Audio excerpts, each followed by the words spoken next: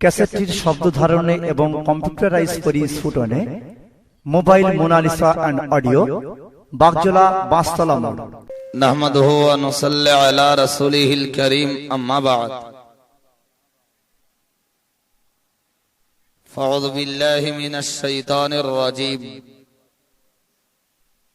বিসমিল্লাহির রহমানির রহিম। واذكر في الكتاب إبراهيم إنه كان صديقا نبيا وقال النبي صلى الله عليه وسلم لم يكذب إبراهيم إلا ثلاث كذبات سنتين منهن في ذات الله تعالى أو كما قال عليه الصلاة والسلام। আজকের মাহফিলের মাননীয় সভাপতি সাহেব, আমন্ত্রিত দিগার মুবাল্লিগিনে হযরত, সমাবেত দিনদার ইমানদার শ্রোতা মণ্ডলী, দূরে অবস্থিতা ধার্মিকা মা ও বোনেরা, ভাই, প্রতি বছর হায়দারপুর সুবহানিয়া হিফজুল কোরআন মাদ্রাসা কেন্দ্রিক বাৎসরিক ইসালে সওয়াব আয়োজিত হয়। এবছরেও তার ব্যতিক্রম কিছু হয়নি। আমি কখনো এই ইসালে সওয়াবটাতে আসিনি। অন্যান্য অনেক জলসাতে এসেছি, হায়দারপুরের বোধহয় সব কোণে আমি ঢুকেছি। যাই হোক, আজকে আল্লাহ সুযোগ দিয়েছেন বাৎসরিক এই ইসালে সওয়াবটাতে হাজির হওয়ার। তার জন্যে দরবারে ইলাহিতে আমি মন ভরা কণ্ঠে শুকরিয়া আদায় করছি। সকলে একবার বলুন, আমার সাথে সুরে সুর মিলিয়ে পড়ুন আলহামদুলিল্লাহ। আজকের মাহফিল থেকে আমি মন ভরা কণ্ঠে প্রিয় নবীর উপরে একবার সালাতের নজরানা পেশ করছি। সকলে আমার সাথে সুর মেলান, পড়ুন সাল্লাল্লাহু আলাইহি ওয়াসাল্লাম। ভাই, আজকে আমি আমার বক্তব্যের জন্য কোরআন শরীফের একটা আয়াত, প্রিয় নবীর জবানে বলা অগণিত হাদিসের খুব ছোট্ট একটা হাদিস পড়েছি। যদি প্রথম থেকে আমার বক্তৃতা খেয়াল করেন, কথাগুলিকে যদি মনের কান দিয়ে অত্যন্ত গুরুত্ব সহকারে গ্রহণ করার চেষ্টা করেন, তো আমি চেষ্টা করব শেষ বেলাতে আপনাদেরকে একটা জায়গায় পৌঁছে দেওয়ার।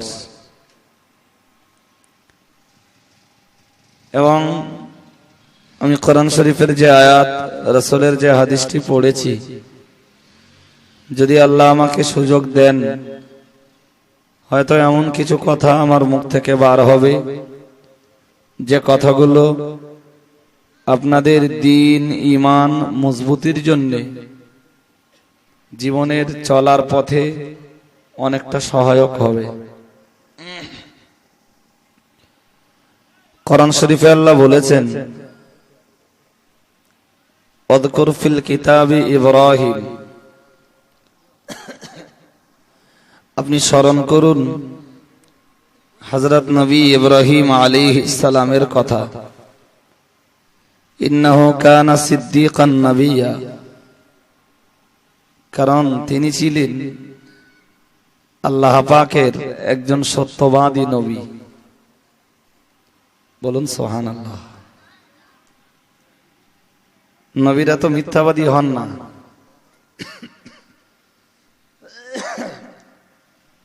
নবীদের পক্ষে মিথ্যা আচরণ, মিথ্যা কথা বলা কখনোই তো শোভনীয় না। তাহলে ইব্রাহিম আলাইহিস সালাম সত্যবাদী ছিলেন, এটার কি আলাদা করে বলার দরকার ছিল?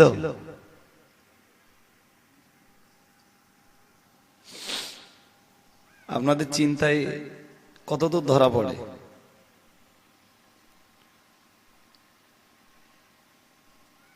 সাধারণ সমাজ, আম সমাজ মাঝে মাঝে মিথ্যার আশ্রয় নেয় এবং একটু দুরন্ত টাইপের যারা, তাদের মিথ্যা কথা বলার পরিমাণটা আরো বেশি। ঘন্টায় অন্তত 50-60 বার বললে ভালো হয় তাদের। কিন্তু পৃথিবীর কোন নবী, তাদের পক্ষে তো আর মিথ্যা বলা সম্ভব না। এরপরেও আল্লাহ ইব্রাহিম নবীকে আলাদা করে সত্যবাদী বললেন কেন?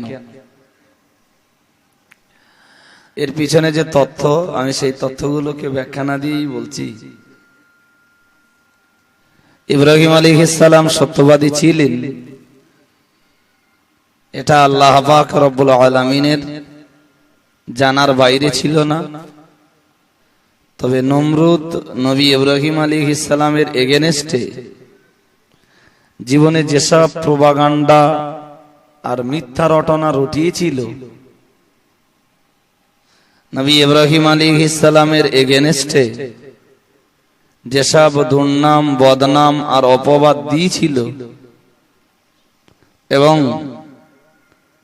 নবী ইব্রাহিম আলাইহিস সালামকে যেভাবে নমরুদ মিথ্যাবাদী হিসাবে প্রচার প্রসার করেছিল, আল্লাহ পাক তারই জবাব দিতে যেয়ে বললেন, ইন্নাহু কানা সিদ্দিকান নাবিয়্যা, আমার নবী ইব্রাহিম ছিলেন একজন সত্যবাদী নবী।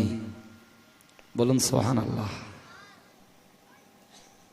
ভাই যারা বসেছেন যদি একটু কাছাকাছি এসে বসেন তো বড্ড ভালো হয়। ফাঁকা ফাঁকা লাগলে আমি ওয়াজ করতে পারবো না। আর আজকে আমি একটা বিষয় নিয়ে আলোচনা করবার জন্যই আপনাদের কাছে বসেছি। সবাইকে বলছি, যারা দূরে রয়েছেন, জওয়ান ভাই যারা দূরে আছো, একটুখানি উঠে এসে বসো ভাই, কাছাকাছি এসে বসো ভাই। তোমাদের টেনশন নেই, এসো কাছাকাছি এসে। আপনারা এত দূরে দূরে থাকতে চান কেন? আমি তো খুব কাছাকাছি হতে চাই আপনাদের। সত্যি কি আমি আপনাদের দূরের কেউ হব নাকি? হ্যাঁ, শ্বশুর বাড়ি আমার হায়দারপুর নাই হতে পারে, তাই বলে হায়দারপুরের মানুষটা কি কেউ না? চলেন, তাহলে ইব্রাহিম আলাইহিস সালাম একজন সত্যবাদী নবী ছিলেন, এটা কোরআন শরীফ থেকেই প্রমাণিত। আসলে সিদ্দিক শব্দটা কি বলবো, এর বাংলা মানে অতি সত্যবাদী। কি বলেছি? শুধু সত্যবাদী না, অতি সত্যবাদী, যার জীবনের কথাবার্তায় কোনদিন কোনো মিথ্যা ধরা পড়েনি, জিনিস কি বলবো, ন্যায় সত্যের চরম শিখরে পৌঁছেছেন। মাইকটা ডিস্টার্ব করছে কেন? কখনো আওয়াজ কম নিচ্ছে, কখনো বেশি নিচ্ছে, হবে না তো? এত এত মেশিন বসকেছে,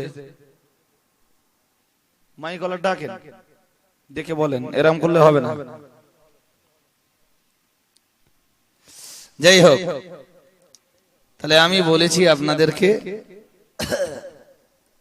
সিদ্দিক শব্দটার বাংলা মানে অতি সত্যবাদী।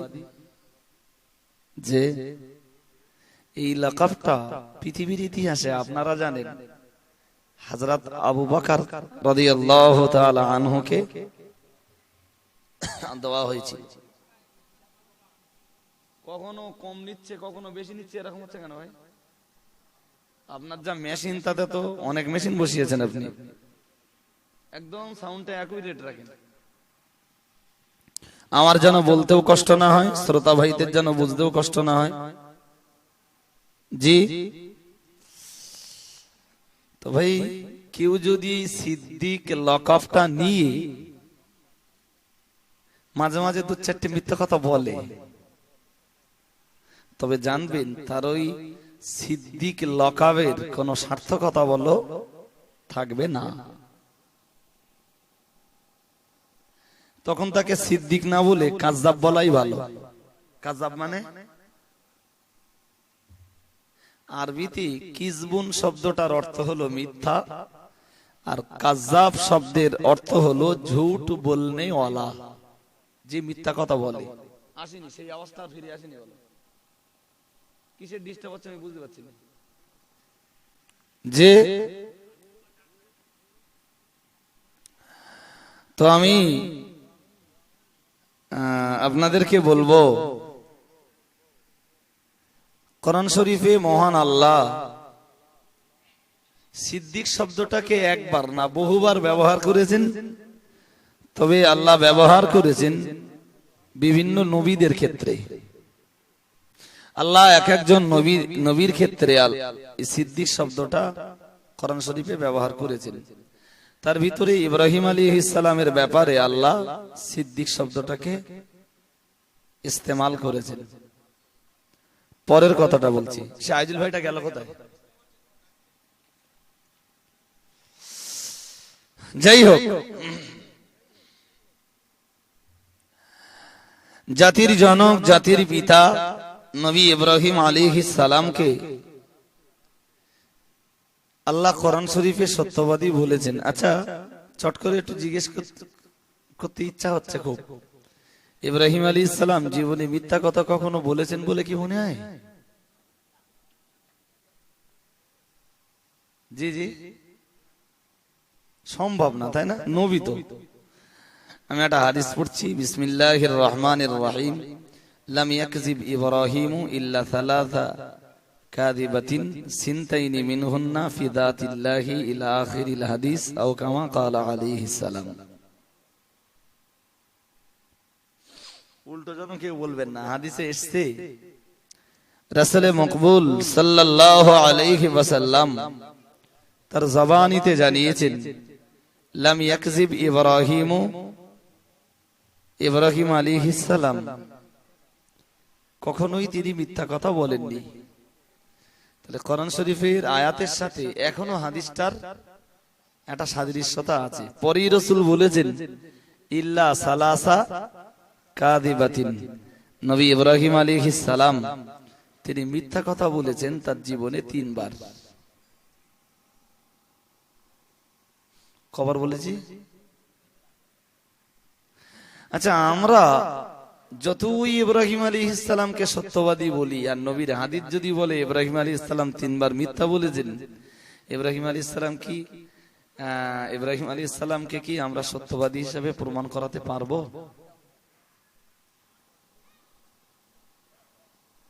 আওয়াজটা ঠিকই ছিল, বুঝলেন? অটোমেটিক সাউন্ডটা পড়ে গেল। চলেন, কি বললাম? তাহলে জাতির জনক জাতির পিতা নবী ইব্রাহিম আলাইহিস সালাম সম্বন্ধে দিনের নবী সরওয়ারে কায়নাত বিশ্ব নবী তিনি বলেছেন, ইব্রাহিম নবী মিথ্যার আশ্রয় নিয়েছেন 3 বার।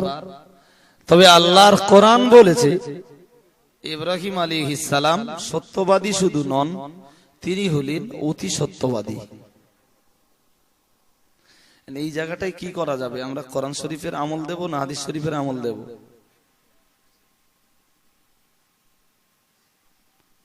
কোরআন বড় না হাদিস বড়? কোরআন শরীফ বড়। কোরআন শরীফটা নেবেন না?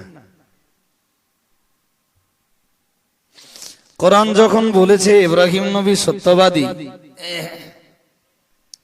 এবং সত্যবাদী শুধু নন, তিনি অতি সত্যবাদী, আর রাসূলের হাদিস যখন বয়ান করেছে, বর্ণনা করেছে নবী ইব্রাহিম 3 বার তার জীবনী মিথ্যার আশ্রয় নিয়েছিলেন, তাহলে আমরা এক্ষেত্রে দেখব কোরআন আর হাদিসকে দুটোকে এক জায়গায় করে খুব গভীরভাবে রিসার্চ গবেষণা করে দুটোকে একই সঙ্গে মেনে নেওয়া যায় কিনা। এক্ষেত্রে থিওরি হলো হাদিস শরীফের কোন হাদিস যদি কোরআনের আয়াতের বিরোধী হয় তাহলে চেষ্টা করতে হবে কোরআন আর হাদিসকে দুটোকে পাশাপাশি রেখে এটা সমন্বয় সাধন করে দুটোর উপরে একই সঙ্গে আমল করা যায় কিনা। যদি দুটোর উপরে একই সঙ্গে আমল করা না যায় তখন শরিয়াতের উসুল হলো হাদিসটাকে ছেড়ে আল্লাহর কোরআনের উপরে আমল করা। বিষয়টা আমি বোঝাতে পেরেছি আপনাদের নাকি? ভাই গতদিন সেই এদিকের কোন একটা গ্রামে আমি ওয়াজ করতে করতে এমন একটা পর্যায়ে পৌঁছে গেছি, সেই পর্যায়ে কোরআন হাদিস আর ইজমা কিয়াসের আলোকে কোন এক পীরের কারামতকে আমি দেশের মাটিতে বিরাট ভাবে প্রচলিত পীরের সেই কারামতটাকে কোরআন হাদিসের আলোকে পুরো কেটে দিছি। আর যেই কেটেছি শ্রোতাদের মনে প্রশ্ন জেগেছে, হুজুর তাহলে আমরা এতদিন ধরে শুনেছি কেন? তখন আমি থিওরি গুলি বললাম, আলম ভাই কোন পীরের কারামত কখনো কোরআন হাদিসের কি কোরআন হাদিসকে উপেক্ষা করে কখনো কোনো পীরের কারামত প্রকাশিত হতে পারে না। কোন পীরের কারামত যদি কোরআন হাদিস আর ইজমা কিয়াসের আলোকে হয় সেটা বিশ্বাসযোগ্য। পীরের কারামত যদি আল্লাহর কোরআন বিরোধী হয়, নবীর হাদিস বিরোধী হয়, ইজমা আর কিয়াস বিরোধী হয়, আপনি জানবেন পীরের সেই কারামত তখন মিথ্যা, এতে কোনো সন্দেহ নেই। পীরের কারামতের সাথে যদি আল্লাহর কোরআন ঝগড়া বাঁধায় তাহলে আপনি জানবেন পীরের কারামত ঠিক না, ওটা মিথ্যা। তাই সে যত বড় হুজুর বলে যায় যাক, শরিয়াতের উসুল তাই বলে। জি এমনি আমরা বাংলায় সারা বাংলা ব্যাপী যে ওয়াজ করতে শুরু করেছি না, বাংলা ব্যাপী একটা বিরাট তোলপাড়ার আন্দোলন চলতেছে, বিরাট তোলপাড় আর বিরাট আন্দোলন চলতেছে। কারণ এতদিন মানুষ যেসব শুনে এসছে, যেসব ঘটনা শুনে এসছে, আমরা বহু ঘটনাকে কোরআন হাদিস আর ইজমা কিয়াসের আলোকে বহু ঘটনাকে অস্বীকার করেছি। জি যাই হোক, আমি সেসব আজকে নতুন করে বলতে চাচ্ছি না। আমার যেটা বলার টার্গেট সেটা এইটাই, হযরত ইব্রাহিম আলাইহিস সালামকে প্রিয় নবী রাসূল করিম সাল্লাল্লাহু আলাইহি ওয়াসাল্লাম বলেন, তিনি তার জীবনে মাত্র 3 জায়গায় মিথ্যার আশ্রয় নিয়েছেন। পরে রাসূল বলেছেন সিনতাইনি মিনহুন্না ফি যাতিল্লাহি তাআলা। তবে 3 বার তিনি যে মিথ্যার আশ্রয় নিয়েছেন, 3 বারের ভিতরে 2 বার তিনি তা করেছেন শুধুমাত্র আল্লাহর রেজামন্দি আর আল্লাহর সন্তুষ্টি হাসিলের জন্য। আর একবার তিনি মিথ্যার আশ্রয় নিয়েছেন নিজের জন্য, 2 বার আল্লাহর জন্য আর 1 বার। তার মানে এটা যেন কোনোদিন ভাববেন না যে নবী ইব্রাহিম আলাইহিস সালাম যদি মিথ্যা কথা বলতে পারেন তাহলে আমার জন্য মিথ্যা কথা আরো বলা ভালো, এটা যেন ভাববেন না। আসলে তা না। নবী ইব্রাহিম আলাইহিস সালাম যদি এখন কোরআন হাদিস আর যুক্তির আলোকে ব্যাখ্যা করা হয় তাহলে দেখা যাবে আসলে ওইগুলো নবী ইব্রাহিম আলাইহিস সালামের জীবনের আদৌ কোনো মিথ্যা কথা নয়, একটাও নয়। তিনি সত্যবাদী নবী। নাম্বার 1 কোরআন শরীফের একটা আয়াত, ফানাযারা নাযরাতান ফিন নুজুম ফাকালা ইন্নী সাকিম। নাম্বার 2 ক্বালা বাল ফাআলাহু কাবীরুহুম হাযা ফাসআলুহুম ইন কানু ইয়ানতিকুন। নাম্বার 3টা পরে বলছি। যে দুটো আয়াত পড়েছি, আয়াত দুটোর মর্ম আর ব্যাখ্যা একটু আস্তে আস্তে জানেন। প্রথমটা বলেছি নবী ইব্রাহিম আলাইহিস সালাম তিনি বলেছিলেন ইন্নী সাকিম, আমি ইব্রাহিম খুব অসুস্থ। ব্যাস, সেদিন তিনি সুস্থই ছিলেন। তার কওম আর তার প্রতিবেশীরা তো দেবদেবীর পূজার্চনা করত। একবার এলো মেলার দিন, জি আনন্দের দিন, উল্লাসের দিন, সেই মেলা আনন্দ আর উল্লাসের দিনে নবী ইব্রাহিমকে তারা সবাই মিলে ডেকে বলল, ইব্রাহিম তুমি কি আমাদের সঙ্গে যাবে না? নবী ইব্রাহিম এক বাক্যে বললেন, আল্লাহর কোরআন বিবরণ দিয়েছে, সেটা ছিল রাতের অন্ধকারে। নবী ইব্রাহিম ওই রাতের গভীর অন্ধকারে একবার আকাশের দিকে তাকালেন, তাকিয়ে বললেন, ফানাদারা নাদরাতান ফিন নুজুম ফাকালা ইন্নী সাকিম। নবী ইব্রাহিম বললেন, আমি অসুস্থ, যাব না, কিছু বললেন না, শুধু বললেন আমি অসুস্থ। ওরা সবাই চলে গেল। ইব্রাহিম আলাইহিস সালাম একটা কুড়ুল নিয়ে ঢুকলেন, ঘরের দরজাটা খুললেন, যে কটা ছিল সব কটারে ভেঙে বড়টার গলায় কুড়ুলটাকে ঝুলিয়ে দরজাটা বন্ধ করে বেরিয়ে পড়লেন। ছোট ছোট মেজো সেজো বড় নসেজো যা ছিল সব কটা তিনি ভেঙে দিলেন, যেটা সবচেয়ে বড় সেইটারে শুধু কি রেখে দিলেন, তার গলায় কুড়ুলটা ঝুলিয়ে দিয়ে ঘরের দরজাটা বন্ধ করে দিয়ে নবী ইব্রাহিম আলাইহিস সালাম খুব ঠান্ডা মাথায় বেরিয়ে এলেন, ঘরের ভিতরে শুয়ে রইলেন। ওরা অনুষ্ঠান সেরে ওদের মনের ভিতরে উদয় হলো আজকে মেলার দিন, উল্লাসের দিন, আনন্দের দিন। আজকে ঘরের ভিতরে ঢুকে আমরা একটু পূজা অর্চনা করব, কিন্তু ঘরের ভিতরে প্রবেশ করে ওদের মাথায় যেন বাঁশ পড়ল। কি সর্বনাশ! এই অপমান সূচক আচরণ আমাদের উপাস্যগুলির সঙ্গে কে করলো? ভাইরা আমার মনে রেখে দিন, নিজেদের ভিতরে আলাপ আলোচনা শুরু হয়ে গেল। মহান রব্বুল আলামিন আল্লাহ কোরআন শরীফের ভিতরে জানিয়েছেন, ক্বালু তারা বলল, সামি'না ফাতান ইয়াযকুরুহুম ইউকালু লাহু ইব্রাহিম। তারা বলল, আমরা শুনেছি ইব্রাহিম নামীয় একটি যুবকের কথা, মাঝে মাঝে সে আমাদের দেব দেবী উপাস্যগুলিকে নিয়ে আলাপ আলোচনা করে। আমাদের মনে হয় যেন এ কাজ সেই ইব্রাহিম করতে পারে। ও বাবা জিনা ভাইরা, আমার আল্লাহর কোরআন আবার বিবরণ দিয়েছে। ওদের ভিতরে কেউ বলল, ফাতু বিহি আলা আয়ুনিন নাস, যাও তোমরা চলে যাও, ইব্রাহিমকে সকলের সামনে হাজির করো।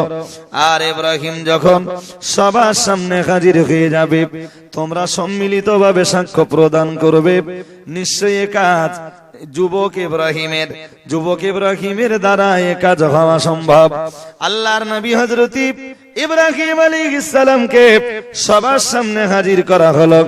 আল্লাহর কোরআন বিবরণ দিয়েছে, নবী ইব্রাহিম আলাইহিস সালামকে এবারে জিজ্ঞাসা করা হলো, আনতা ফালতা হাযা বিআলিহাতিনা ইয়া ইব্রাহিম, এ ইব্রাহিম আমাদের উপাস্যগুলির ব্যাপারে, আমাদের উপাস্যগুলি দেব দেবীর উপরে তুমি কি আচরণ করেছো? আল্লাহর নবী আল্লাহ পাকের প্রিয় বান্দা হযরত নবী ইব্রাহিম আলাইহিস সালাম এক বাক্যে বলেছিলেন, ক্বালা বাল ফাআলাহু কাবীরুহুম হাযা ফাসআলুহুম ইন কানু ইয়ানতিকুন। আমার আল্লাহ নবী ইব্রাহিম আলাইহিস সালাম এক বাক্যে জবাব দিয়ে বলেছিলেন, ক্বালা বাল ফাআলাহু কাবীরুহুম হাযা ফাসআলুহুম ইন কানু ইয়ানতিকুন। এই কাজ আমি করেছি না তোমাদের উপাস্যগুলির ভিতরে যে সবচেয়ে বড়, এ কাজ সেই করেছে, যেগুলি ভেঙে পড়ে রয়েছে ওদেরকে তোমরা জিজ্ঞাসা করে দেখো, ওরা যদি তোমাদেরকে কোনো জবাব দিতে পারে।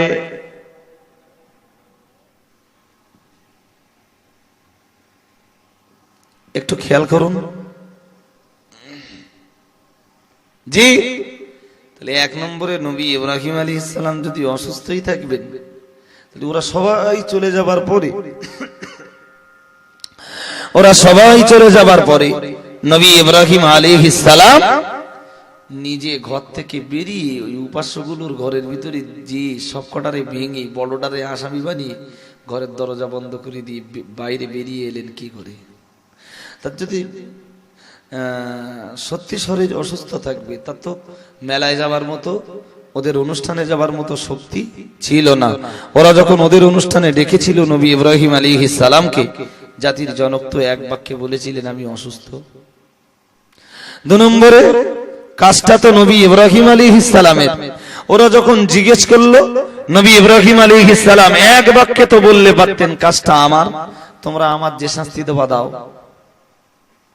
কিন্তু নবী ইব্রাহিম আলাইহিস সালাম সব কিছুকে জি অ্যাভয়েড করে এমন একটা কোশ্চেন ছুড়ে দিলেন, বাল ফাআলাহু কাবীরুহুম হাযা, আমি করেছি না, ওদের ভিতরের বড়টা করেছে। তোমরা যা খাবার টাবার দাও, ছোটগুলো দিতে দিতে বড়টা ঠিক ভাগে পড়ে না, ওই জন্য রাগ করে সবকটারে মেরে নিজেই এই খাবার পানীয় সব নিজে নিজে খাবে, সেই রাস্তাটা পরিষ্কার করলে। যে নবী ইব্রাহিম বললেন আমি না, ওদের ভিতরের বলটা করেছে। ফাসআলুহুম, যেগুলো ভেঙে পড়ে রয়েছে ওদেরকে তো দীর্ঘদিন পূজার্চনা করেছো, ওদেরকে নিয়ে তো দীর্ঘদিন ব্যাপী তোমরা উপাসনা আরাধনা করেছো, কাজটা আমার না ওদের ভিতরের যে বড়টা কাজটা তার? জিজ্ঞেস করে দেখো যেগুলো ভেঙে পড়ে রয়েছে ওইগুলো রে। ইনকানু ইয়ান্তিকুন, যদি তারা কথা বলতে পারে। নবী ইব্রাহিম আলাইহিস সালাম নাকি এই দুটো কথা বলেছিলেন আল্লাহ সন্তুষ্টির জন্য। ভাইরা বাবা রেখে দিন, প্যারা নবী মুহাম্মদুর রাসূলুল্লাহ সাল্লাল্লাহু আলাইহি ওয়াসাল্লাম, আমার আল্লাহ নবী হাদিস শরীফের ভিতরে জানান, হে দুনিয়ার মানুষ মনে রাখো, আমি মুহাম্মদুর রাসূলুল্লাহ সাল্লাল্লাহু আলাইহি ওয়াসাল্লাম বলে দিলাম, আমি আল্লাহ পাকের হাবিব তোমাদেরকে বলে দিলাম। ও বাবাজিরা ভাইরা মাথা রাখুন, আমার আল্লাহ নবী জানিয়েছেন জাতির জনক জাতির পিতা হযরত নবী ইব্রাহিম আলাইহিস সালাম তার সুন্দরী বিবি সারাকে নিয়ে কোনো একদিন এক অত্যাচারী বাদশার এলাকা দিয়ে যাচ্ছিলেন। ও বাবাজিরা ভাইরা মাথায় রাখুন, আর ওই অত্যাচারী বাদশার স্বভাব ছিল কারোর ভালো স্ত্রী দেখলে, কারোর সুন্দরী বিবি দেখলে কেড়ে নেওয়া, ছিনিয়ে নেওয়া। আল্লাহ পাকের নবী ইব্রাহিম আলাইহিস সালামের বিষয়টি জানা ছিল। জাতির জনক জাতির পিতা হযরত নবী ইব্রাহিম আলাইহিস সালাম ওই অত্যাচারী বাদশার এলাকায় পার একবার আগে তার বিবিকে ডেকে বলেছিলেন, ওগো আমার বিবি শোনো, আমি তোমায় বলে দিলাম অত্যাচারী বাদশার লোক লস্করেরা তোমায় যখন জিজ্ঞাসা করবে তোমার সাথে আমার সম্পর্ক কি, খবরদার তুমি যে আমার স্ত্রী এ কথা যেন তুমি বলবা না, বরং তুমি বলবে তুমি আমার বোন আর আমি তোমার ভাই, আমাকে তুমি তোমার ভাই বলে পরিচয় দেবে। আর আমাকে যখন জিজ্ঞাসা করবে আমি আল্লাহ পাকের নবী ইব্রাহিম, আমি তোমাকে আমার বোন বলে পরিচয় দেব। ভালো করে মাথায় রাখুন, হযরত নবী ইব্রাহিম আলাইহিস সালাম তার স্ত্রীকে নিয়ে যেতে যেতে এটা শিখিয়ে দিলেন। ও বাবা জিনা ভাইরা, অত্যাচারী বাদশার লোক লস্করেরা একবার বিবি সারাকে আলাদা করে জিজ্ঞাসা করলো, কে ওই ছেলেটি, তোমার সাথে ছেলেটির সম্পর্ক কি? হযরত আম্মা জান সারা আলাইহিস সালাম এক বাক্যে বলে ফেললেন, উনি আর কেউ নন গো, উনি হলেন আমার স্বামী, আর আমি হলাম না না না না। হযরত বিবি সারাকে যেই জিজ্ঞেস করা হলো, হযরত আম্মা জান সারা বললেন, উনি আমার স্বামী নন, উনি হলেন আমার ভাই, আর আমি হলাম ওনার বোন। হযরত নবী ইব্রাহিম আলাইহিস সালামকে আলাদা করে অত্যাচারী বাদশার লোক লস্করেরা যখন জিজ্ঞাসা করলো, আল্লাহ পাকের নবী ইব্রাহিম বললেন, ওই মেয়েটি হলো আমার বোন, আর আমি হলাম ওই মেয়েটির ভাই। ও বাবাজিরা ভাইরা, আমি আগে দুটো কথা দুটোই আপনাকে শুনিয়েছি, এবার 3 নম্বরে বলছি, নিজের বিবিকে হযরত নবী ইব্রাহিম আলাইহিস সালাম এই যে বোন বলে পরিচয় দিয়েছেন, এটাই হলো জাতির জনক জাতির পিতা হযরত নবী ইব্রাহিম আলাইহিস সালামের জীবনের 3য় নম্বরের চাতুরতা। আমি ব্যাখ্যা পরে দিচ্ছি, তার আগে বলে নেই যে হাসরের ময়দানে জি ছুটে ছুটে যখন হাসরবাসীরা নবী আদমের কাছে সুপারিশ না পাবে, নবী নূহের কাছে না পাবে, নবী নূহের নির্দেশ অনুযায়ী হযরত নবী ইব্রাহিম আলাইহিস সালামের কাছে আসবেন। নবী ইব্রাহিম আলাইহিস সালামের কাছে এসে বলবেন, হুজুর আপনি আমাদের জন্য সুপারিশ করুন। বাইরে মনে রেখে দিন, আল্লাহ নবী ইব্রাহিম আলাইহিস সালামের কাছে হাসরের ময়দানের মানুষেরা এসে বলবেন ইসমাইলানা ইলা রাব্বিকা আলা তারা মা নাহনু ফিহি আলা তারা মা কদ বালাগানা। ওগো আল্লাহ, নবী ইব্রাহিম পৃথিবীর মাটিতে মহান আল্লাহ আপনাকে জাতির জনক বানিয়েছিলেন, মহান আল্লাহ পাক আপনাকে জাতির পিতা বানিয়ে দিয়েছিলেন। হে আল্লাহ, নবী ইব্রাহিম আজ আমরা হাসরবাসীরা আপনার দরবারে ছুটে এসেছি। আল্লাহ নবী আদম আলাইহিস সালামের কাছে গিয়েছিলাম, নবী আদম আমাদের সুপারিশের কোনো দায়িত্ব নিলেন না। হযরত নবী নূহ আলাইহিস সালামের কাছে গিয়েছিলাম, আল্লাহ নবী নূহ আলাইহিস সালাম সুপারিশের দায়িত্ব নিলেন না।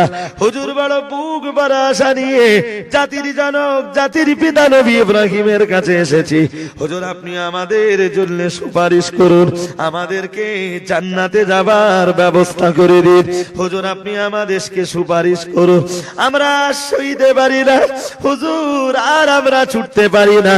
আল্লাহ নবী ইব্রাহিম আলাইহিস সালাম হাসরের ময়দানের মানুষগুলোকে ডেকে বলবেন, হে হাসরের ময়দানের মানুষেরা, আজ আমি নবী ইব্রাহিম তোমাদের জন্য সুপারিশ করতে পারবো না।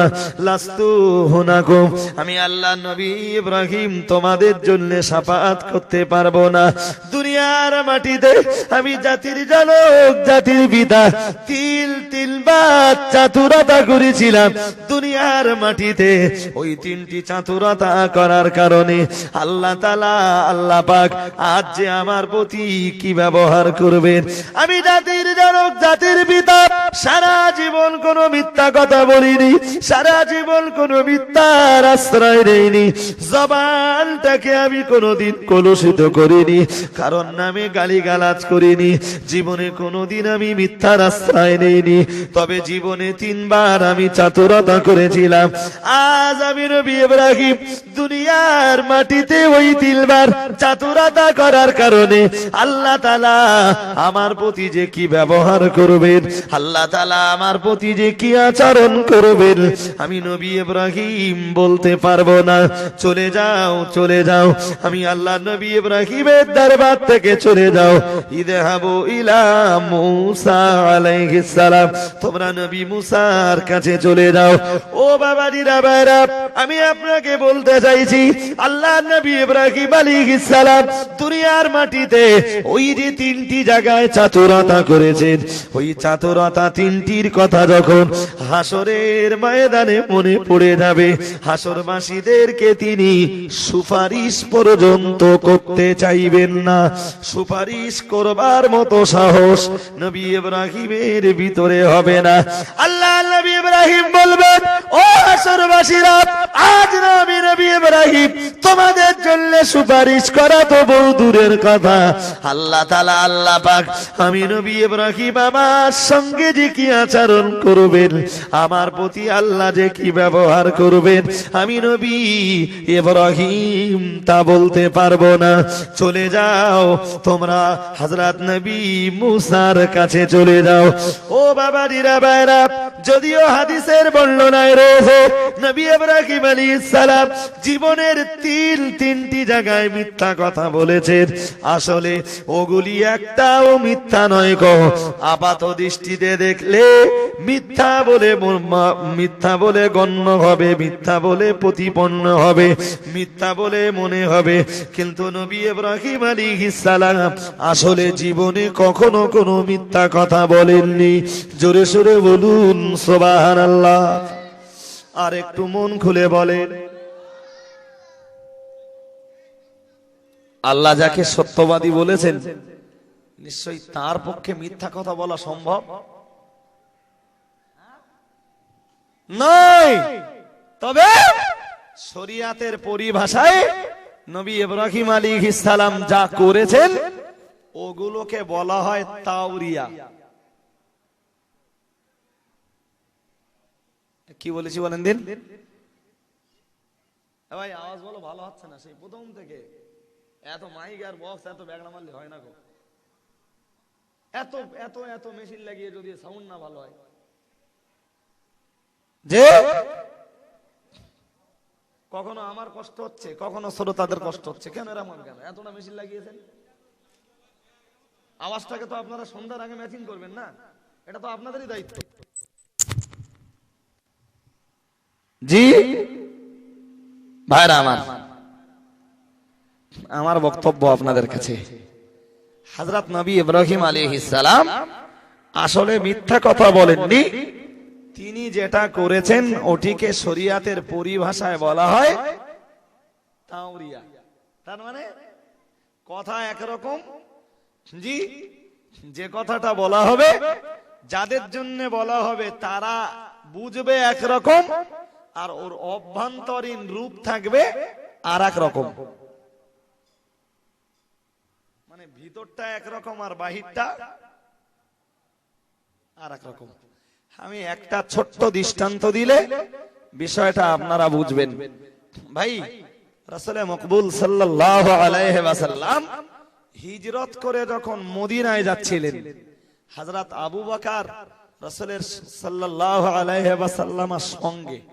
তা ভাই, হযরত আবু বকর তো ব্যবসায়ী মানুষ ছিলেন, প্রচুর মানুষ হযরত নবী ইব্রাহিম আলাইহিস সালামকে চিনতেন। মাঝে মাঝে ব্যবসায়ীদের সাথে আবু বকরের যখন দেখা হচ্ছিল, আবু বকরকে জিজ্ঞেস করছিলেন, মান হাজার রাজুল আল্লাজি মাকা, এই আবু বকর, তোমার সঙ্গে যে লোকটা রয়েছে এ লোকটা কে? হ্যাঁ ভাই, এদিকে তো রাসূল মকবুল সাল্লাল্লাহু আলাইহি ওয়াসাল্লামের মাথা এনে দিতে পারলে বিরাট পুরস্কার ঘোষণা করা হয়েছে মক্কার মাটিতে। হযরত আবু বকর ভাবছিলেন, যদি বলে দেই যে ইনি সেই মুহাম্মদ সাল্লাল্লাহু আলাইহি ওয়াসাল্লাম, তাহলে আমাদের পিছনে আবার শত্রু ধাওয়া করবে। বলতে পারছেন না। কিন্তু আবু বকরের সঙ্গে যত পরিচিত লোকদের দেখা হচ্ছে, সবাই জিজ্ঞেস করছে, এই আবু বকর, কে এই লোকটা? আর হযরত আবু বকরের মুখের জবাব একটাই, হাদা ইয়াহদিনিস সাবিল, যার বাংলা মানে ইনি হলেন আমার পথপ্রদর্শক। একটু জোরে বলবেন সুবহানাল্লাহ, আর একটু মন খুলে বলবেন। আবু বকর কি বললেন? আমার পথপ্রদর্শক। সত্য বলেছেন না মিথ্যা বলেছেন? যারা জিজ্ঞেস করেছেন তারা ভেবেছে যে আবু বকরের পথপ্রদর্শক মানে আবু বকর এই রাস্তাটা চেনে না, আবু বকরের সঙ্গে যে লোকটি রয়েছে এ লোকটি এই রাস্তাটা চেনে, জি, তাই আবু বকরকে এই রাস্তাটা চিনিয়ে নিয়ে যাবে। আর আবু বকর বোঝালেন, আমি এ রাস্তা চিনি, ইনি আমার দুনিয়ার পথপ্রদর্শক নন, ইনি হলেন আমার পরকালের পথপ্রদর্শক, ইনি হলেন আমার জান্নাতের পথপ্রদর্শক। একটু সুবহানাল্লাহ বলবেন, আর একটু মন খুলে বলবেন। তাহলে ওরা বুঝলো এক, আর আবু বকর বোঝালেন। এ কি মিথ্যা কথা হলো? তবে আপনারা যেন এরকম করতে যাবেন না, করতে গেলে আবার ঠকার ভয় আছে। যে ভাই, নবী ইব্রাহিম আলাইহিস সালাম তার জীবনে আল্লাহ সন্তুষ্টির জন্য প্রথম নম্বরে যেটা করেছেন তার ব্যাখ্যা ওরকমই। নবী ইব্রাহিম আলাইহিস সালাম যখন বললেন ইন্নী সাকিম, আমি অসুস্থ, ওরা বুঝলো ইব্রাহিমের শরীর খারাপ। আসলে ইব্রাহিম আলাইহিস সালাম শারীরিক দিক দিয়ে সেদিন তিনি অসুস্থ ছিলেন না।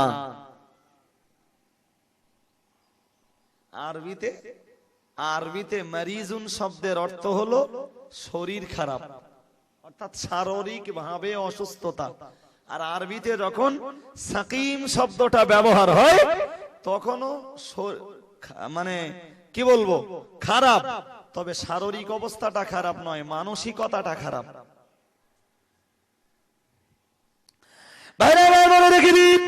ওরা যখন বললো ইব্রাহিম তুমি কি আমাদের সঙ্গে যাবে না, আল্লাহ নবী ইব্রাহিম যদি বলতেন ইন্নী মারিজুন, আমি ইব্রাহিম নবী আমার শরীরটা খারাপ, ও বাবাজিরা ভাইরা, আসলে তিনি বললেন আমি অসুস্থ, কিন্তু শরীর অসুস্থ না, মন অসুস্থ। নবী ইব্রাহিম আলাইহিস সালাম ওদেরকে কিছুই বুঝতে দিলেন না গো। অথচ নবী ইব্রাহিম আলাইহিস সালাম ওদেরকে বুঝিয়ে দিলেন, না না না না না, আমি ইব্রাহিম নবী শরীর আমার অসুস্থ নয় গো, মন আমার অসুস্থ। মহান আল্লাহ পাক রব্বুল আলামিন আমার জাতির কাছে কলেমার প্রচারের জন্য পাঠিয়েছেন, আমার কওমের কাছে মহান আল্লাহ আমাকে কলেমার প্রচারের জন্য পাঠিয়েছেন, কিন্তু না না না না না, আমার কওমের মানুষদেরকে আমি পথে ফেরাতে পারলাম না। আল্লাহ সারা দুনিয়ার অন্যদেরকে পূজা করা আমি বন্ধ করাতে পারলাম না। মহান আল্লাহ পাক রব্বুল আলামিন আমাকে যে দায়িত্ব প্রদান করেছেন, আমি জাতির জনক, জাতির পিতা হযরত নবী ইব্রাহিম আলাইহিস সালাম যদিও সেই দায়িত্ব পালন করেছি, কিন্তু না না না না না, আমার জাতি, আমার কওম আমার কথা শুনলো না কো। ও বাবাজিরা ভাইরা, আমি তো ওটাই আপনাকে বলে বোঝাতে চাইছি।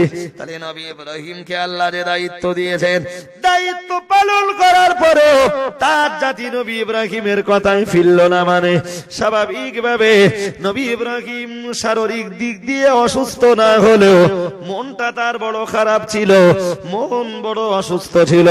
আল্লাহ পাকে নবী ইব্রাহিম আলাইহিস সালাম তাই বললেন, ইন্নী সাকিম, আমি মানসিক দিক দিয়ে অসুস্থ আছি। না না না না না, আমি আল্লাহ পাকের নবী ইব্রাহিম তোমাদের সঙ্গে যাব না। ওরা বুঝলো শরীর খারাপ। ও বাবাজিরা ভাইরা, একটু দয়া করে কি বলবেন, এক নম্বরে যেটি বলা হয়েছে হাদিসে, এটি কি নবী ইব্রাহিমের জীবনের কোনো মিথ্যা কথা হতে পারে? নাম্বার 2, নবী ইব্রাহিম আলাইহিস সালাম বললেন, আমি না, বড়টা করেছে, যেগুলো ভেঙে পড়ে রয়েছে ওইগুলোকে জিজ্ঞেস করতে থাকো। আসলে এর পিছনে কারণ এটাই, নবী ইব্রাহিম আলাইহিস সালাম জানতেন যে ওদেরকে যখন বলবো কাজটা কার, আমার না ওদের, তোমরা জিজ্ঞাসা করে দেখো, ওরা আমাকে বলবে, এই ইব্রাহিম, ওরা কি কথা বলতে পারে? তুমি তো জানো ওরা পাথরের তৈরি, মাটির তৈরি পুতুল।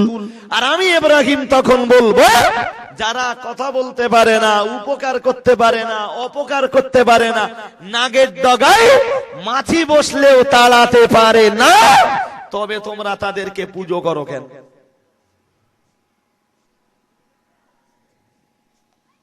হ্যাঁ ভাই, ও কথাটা কি মিথ্যা? রয়ে গেল 3 নম্বরের কথাটি, যেটি নবী ইব্রাহিম আলাইহিস সালাম তার স্ত্রীকে বোন বলে পরিচয় দিয়েছেন। ভাইরা আমার মনে রেখে দিন, হযরতে আম্মা জান সারা আলাইহিস সালাম ওই অত্যাচারী শাসকের এরিয়া পেরিয়ে যাবার পরে আম্মা জান সারা আলাইহিস সালাম জাতির জনক, জাতির পিতা হযরত নবী ইব্রাহিম আলাইহিস সালামকে জিজ্ঞাসা করেছিলেন, হুজুর আমি আপনার স্ত্রী, অথচ আপনি কেন আমাকে বোন বলে পরিচয় দিয়েছেন? ও বাবাজিরা ভাইরা, মাথায় রাখুন, আমার আল্লাহ নবী ইব্রাহিম আলাইহিস সালাম এক বাক্যে বলেছিলেন, আল্লাহ নবী ইব্রাহিম আলাইহিস সালাম বলেছিলেন, ইন্নাকি উখতি ফিল ইসলামে, ওগো আমার বিবি সারা, তুমি মনে রাখো, আসলে তুমি আমার বিবি যদিও বটে, কিন্তু ইসলামের দিক দিয়ে, একত্ববাদের দিক দিয়ে, ঈমানের দিক দিয়ে তুমি আমার বোন। কারণ হলো এটাই, লাইসা আলা ওয়াজহিল আরদে, ভাইরা ভালো করে মাথা রাখুন, হযরত নবী ইব্রাহিম আলাইহিস সালাম আর বলেছিলেন, হে আমার বিবি মনে রাখো, লাইসা আলা ওয়াজহিল আরদে মুমিনুন গায়রি ও গায়রুকে, না না না না না, আমরা যে ভূমিতে বসবাস করি ওই ভূমিতে তুমি আর আমি ছাড়া ঈমানওয়ালার ঈমানওয়ালি বলতে কেউ নাই। এজন্য আমি নবী ইব্রাহিম আলাইহিস সালাম, তুমি আমার বিবি হবা সত্ত্বেও তোমাকে আমি আমার ঈমানি বোন বলে পরিচয় দিয়েছি। জোরে জোরে বলুন সুবহানাল্লাহ। আর একটু মন খুলে বলেন। 3 নম্বরে নবী ইব্রাহিম আলাইহিস সালাম যেটা বলেছেন, ও কথাটাও মিথ্যা কথা? আচ্ছা ভাই, এ কথাগুলোর একটাও মিথ্যা কথা নয়। এরপরে হাসরের মাঠে নবী ইব্রাহিমের ভয় হওয়ার কারণ,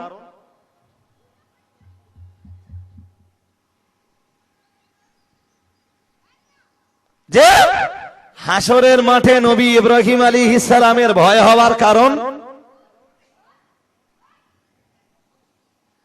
কারণ শুধু এটাই, আমি যে কথাগুলো বলেছি আমি বুঝিয়েছি এক, আর তারা বুঝেছে আর এক।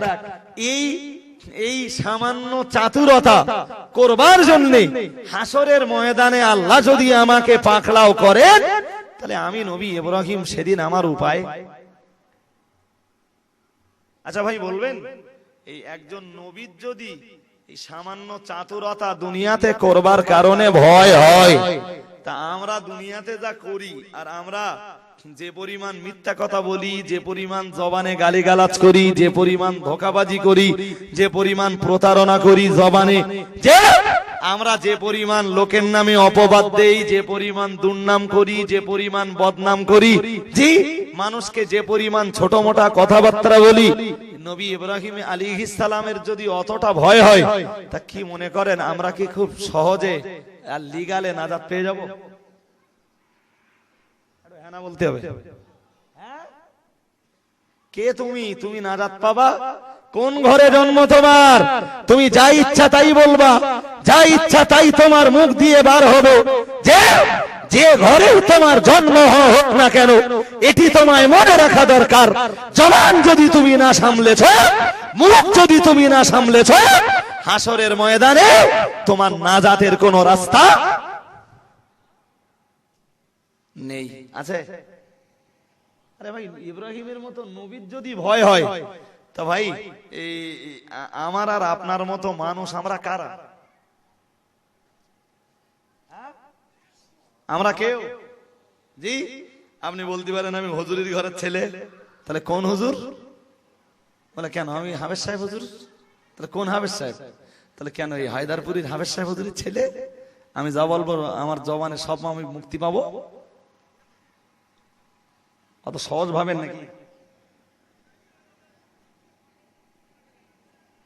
যে কেউ যদি মনে করে যে আমি হাজির ঘরের সন্তান, আমার মুখ দিয়ে যা বলবো হাসরের ময়দানে নাজাত পাবো।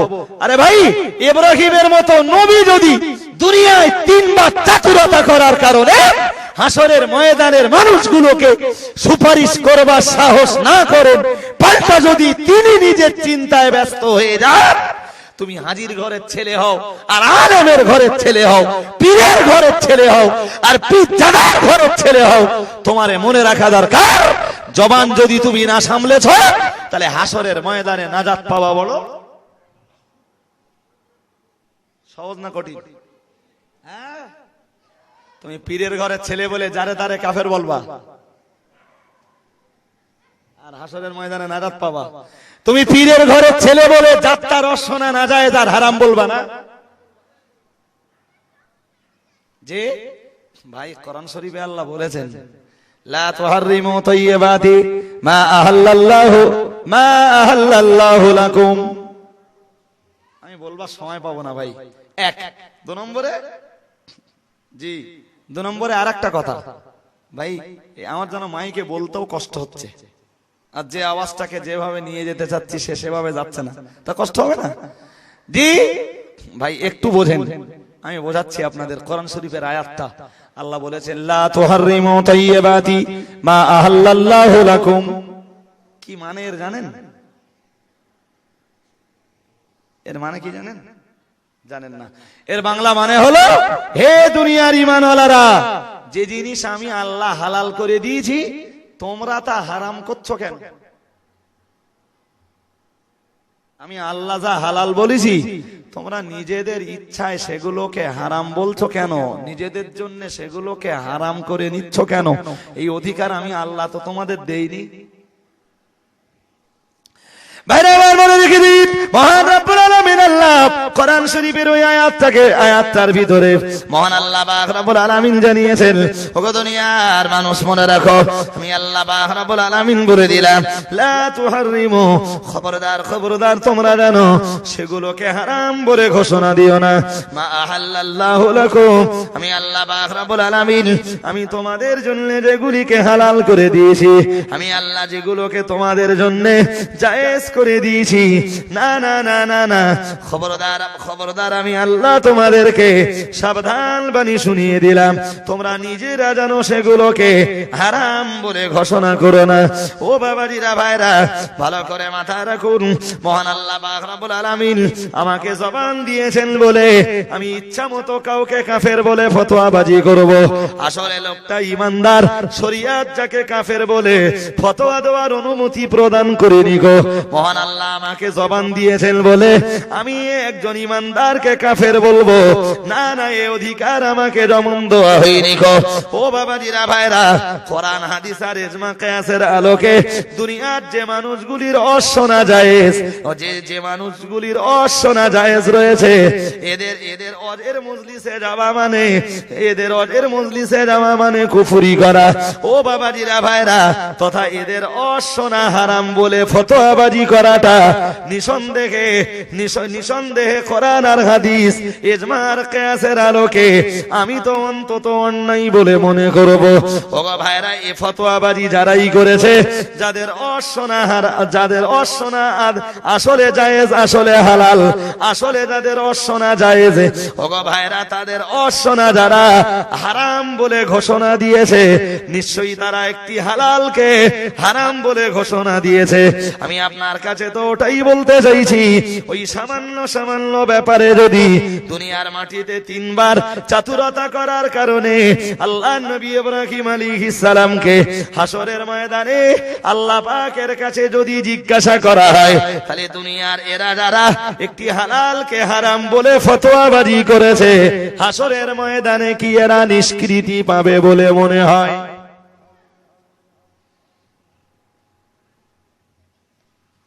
আরে ইব্রাহিম আলাইহিস সালাম তো নবী, কোন আলেম, হাফেজ, মাওলানা, কারি আর ইমাম মুয়াজ্জিনের ঘরের সন্তান না, বলো কারো ছেলে না কো, যে ভাই তিনি একজন নবী, তার যদি ভয় হয় তাহলে আমাদের ভয়টা হয় না কেন? জি, মুখে যা আসে পাগলের মতো তাই বলে দিলি হয়ে যাবে? হ্যাঁ ভাইরা আমার, জি ভাই, হযরত আব্দুল্লাহ ইবনে সালামের নাম শুনেছেন আপনারা? তিনি ইহুদিদের সন্তান। তো তিনি কলেমা পড়ার পরে 2টি জিনিসকে খুব ঘৃণা করতেন। কটা জিনিস বলেছি? 2টি জিনিসকে। একটা হলো উটের দুধ, আর একটা হলো আর একটা হলো শুক্রবারের তুলনায় শনিবারকে তিনি বেশি মর্যাদার চোখে দেখতেন, অথচ তিনি মুসলমান। ব্যাস, ওই 2টো জিনিস মহান আল্লাহ পাকের কাছে খারাপ মনে হলো। বাইরে মনে রেখে দিন, জাতির আল্লাহর নবী হযরত আল্লাহর নবী ইব্রাহিম আলাইহিস সালামের কথা বলতে বলতে আমি আপনাকে নবীর প্রিয় সাহাবী হযরত আব্দুল্লাহ ইবনে সালাম রাদিয়াল্লাহু তাআলা আনহুর জীবনের 2টি কথা আপনাকে শুনিয়ে দেব, ভালো করে মাথায় রাখুন। ও বাবাজিরা ভাইরা, হযরত আব্দুল্লাহ ইবনে সালাম তিনি ঈমান গ্রহণ করার পরেও তিনি ইহুদি রীতিটাকে মাথায় রেখে তিনি শুধু উটের দুধটাকে বর্জন করে চলতেন, উটের দুধ পান করাটাকে তিনি ঘৃণা করতেন, এবং শুক্রবারের তুলনায় শনিবারের মর্যাদাটাকে তিনি বেশি দিতেন। ওগো ভাইরা, ভালো করে মাথায় রাখুন, মহান আল্লাহ পাক রব্বুল আলামিন আমাদের নবীর উপরে কোরআন শরীফের আয়াত নাযিল করে ঘোষণা করলেন, ইয়া আইয়ুহাল্লাযীনা আমানু দুখুলু ফিস সিলমি কাফা। আমার আল্লাহ পাক রব্বুল আলামিন বললেন, হে দুনিয়ার ঈমানওয়ালা মানুষের দল, আমি আল্লাহ পাক রব্বুল আলামিন বলে দিলাম, উদখুলু ফিস সিলমি কাফা, তোমরা পরিপূর্ণভাবে ইসলামের ভিতরে ঢুকে যাও। অন্যায় কিচ্ছু না, বলো উটের দুধকে ঘৃণা করা আর শুক্রবারের চেয়ে শনিবারটাকে বেশি মর্যাদা দেওয়া, এই 2টি সামান্য ত্রুটির কারণে আল্লাহ হযরত আব্দুল্লাহ ইবনে সালাম সম্বন্ধে কোরআনের আয়াত নাযিল করে বললেন, তুমি ইসলাম গ্রহণ করেছো, আর ইসলাম গ্রহণ করার পরে উটের এই দুধকে ঘৃণা করবা, আর শনিবারের তুলনায় শুক্রবারটাকে মর্যাদা কম দেবে, বা শুক্রবারের তুলনায় শনিবারটাকে বেশি মর্যাদা দান করবে, এই অধিকার তোমার নাই। আব্দুল্লাহ ইবনে সালাম উটের দুধ হারাম মনে করেননি, আর শুক্রবারের মর্যাদা মোটেই নেই এমনটা মনে করেননি, শুধু সামান্য একটু ঘৃণা করেছেন। আর তাতেই আল্লাহ কোরআনের আয়াত নাযিল করে বললেন, পরিপূর্ণ ইসলামে ঢোকো। ইসলামে যদি ঢুকতে হয় খানিকটা বাইরে আর খানিকটা ভিতরে থেকো নাকো। উটের দুধটা খেতেও হবে, শনিবারের তুলনায় শুক্রবারের দিনটাকে মর্যাদা বেশি দিতেও হবে। আল্লাহ প্রতিবাদ করেছেন, আরে ভাই হারামকে হালাল বলেননি আব্দুল্লাহ ইবনে সালাম, আর হালালটাকে হারামও বলেননি গো, কিন্তু এরপরে আল্লাহ কোরআনের আয়াত নাযিল করে বললেন ও চরিত্র চলতে পারে না। ইসলাম যখন এনেছে হালালটাকে হালাল বলো, গ্রহণ করো, হারামটাকে হারাম বলে নিজের জীবন থেকে বাদ দাও। ভাই এখন যদি আপনি বলুন, কেউ যদি হারামকে হালাল জানে আর হালালকে হারাম জানে, ইমানদারকে কাফের জানে, জি ভাই একটা হাদিস রয়েছে জানেন, আমি বলছি তবে খুব বেশি ব্যাখ্যা করব না, চট করে বলে ফেলছি।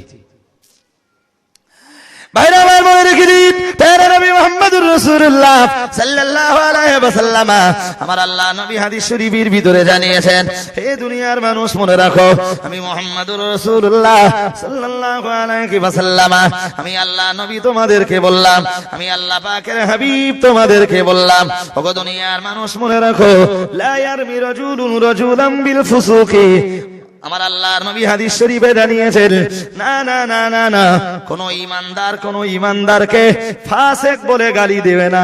আমার আল্লাহর নবী পরেই জানিয়েছেন, ওয়ালা ইয়ারমিহি বিল কুফরে, আর কোন ইমানদার আর একজন ইমানদারকে কাফের বলেও গালিগালাজ করবে না। আমার আল্লাহর নবী জানিয়েছেন, ও দুনিয়ার মানুষ মনে রাখো, আমি মুহাম্মদুর রাসূলুল্লাহ সাল্লাল্লাহু আলাইহি ওয়াসাল্লাম বলে দিলাম, ইল্লার তাদ্দাত আলাইহি ইল্লাম ইয়াকুন সাহিবুহু কাযালিকা আও কামা ক্বালা আলাইহিস সালাম। প্রিয় নবী মুহাম্মদুর রাসূলুল্লাহ সাল্লাল্লাহু আলাইহি ওয়াসাল্লাম, আমার আল্লাহ নবী হাদিস শরীফে জানিয়েছেন, কারণ কোন মানুষ যদি কোন মানুষকে কাফের বলে গালি দেয়, আমি আল্লাহ পাকের হাবিব বলে দিলাম, আর ওই গালিটা যাকে দেওয়া হয়েছে সে যদি কাফের না হয়, গালটা যিনি দিয়েছেন তার উপরে যে বর্তাবে। তাহলে আবার মাথায় রাখুন মিয়াজি, কথাটা ভালো করে বুঝবার ব্যাপার, উপলব্ধির ব্যাপার। আমার আল্লাহর নবী নিজেই জানিয়েছেন, কেউ যদি কাউকে কাফের বলে, আর যাকে কাফের বলা হয়েছে সে যদি কাফের না হয়, যে লোকটা কাফের বলেছে ওই কথাটি তার উপরে যে বর্তায়। শুনেছেন আমার কথা নাকি? আমি বলিনি, বলো কে বলেছেন?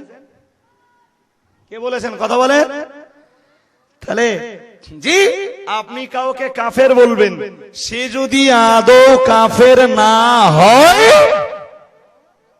তাহলে কাফের কথাটা কার উপর বর্তাবে? যিনি বলেছেন।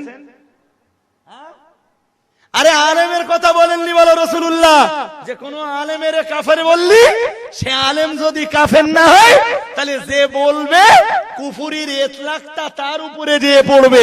রাসূল তা বলেননি, রাসূল বলেছেন যে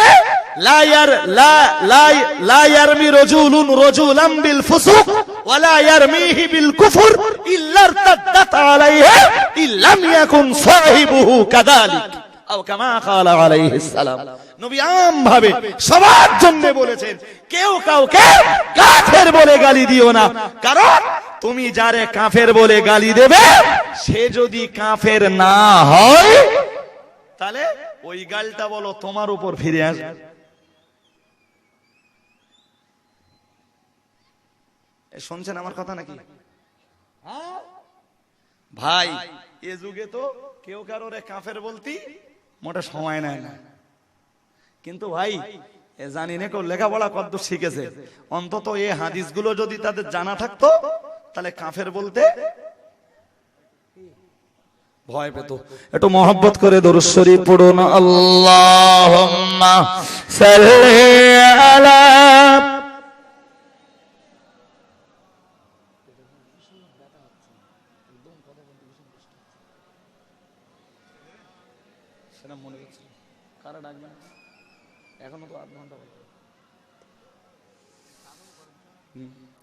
জানা মুহাম্মাদুম বাশীরান নাযীরা সাল্লু আলাইহি কাসীরা। خيرا كثيرا اللهم صل على سيدنا وعلى آل سيدنا صلوا على محمد صلوا على صدر الأمين مصطفى ما جاء إلا رحمة للعالمين اللهم صل على سيدنا محمد بشر ليس كالبشر يقوت حجر ليس كالحجر اللهم صل على سيدنا مولانا محمد وعلى آل سيدنا সাহাবী রাসূলকে জিজ্ঞেস করলেন হুজুর আফারাইতা ইন কানা ফি আখি মা আকুলু হুজুর আমি যা বলবো সে দোষটা যদি আমার সেই মুসলমান ভাইয়ের ভিতরে থাকে তবু কি গীবত হবে এই জায়গাটা খেয়াল করুন খুব ভাইটাল জায়গা ভাইরা আমার বলে রেখে দিন সাহাবী রাসূলুল্লাহকে বললেন ইয়া রাসূলুল্লাহ আফারাইতা ইন কানা ফি আখি মা আকুলু ইয়া রাসূলুল্লাহ ইয়া হাবিবাল্লাহ হুজুর আমি যে কথাগুলি বলবো আমি যে সমালোচনা পর্যালোচনা করব হুজুর আমার ওই মুসলমান ভাইয়ের ভিতরে যদি ওই দোষগুলো থাকে তবুও কি আমি বলতে পারবো না প্রিয় নবী মুহাম্মদুর রাসূলুল্লাহ সাল্লাল্লাহু আলাইহি ওয়াসাল্লাম বলেছিলেন ওগো আমার সাহাবী মনে রাখো আমি আল্লাহর নবী আমি আল্লাহর হাবিব তোমায় বললাম ইন কানা ফিহি মা তাকুলু ফাকাদ ইগতাবতাহু আমার আল্লাহ পাকে নবী বললেন ও সাহাবী শোনো তোমার ভাইয়ের ভিতরে কোন মুসলমান ভাইয়ের ভিতরে যে দোষটা রয়েছে ওই দোষটাকেই যদি তুমি পিছনে বলো পিছনে যদি বলে বলে বেড়াও আমি আল্লাহ পাকের হাবিব বললাম ফাকাদ ইগতাবতাহু তবে তো তুমি তোমার ভাইয়ের নামে গীবত করলে যার নামে বলতেছো ও দোষটা তার ভিতরে আছে নবী বললেন ফাকাদ ইগতাবতাহু তবুও ওটি আল্লাহ পাকের বিচারে গীবত হিসাবে গণ্য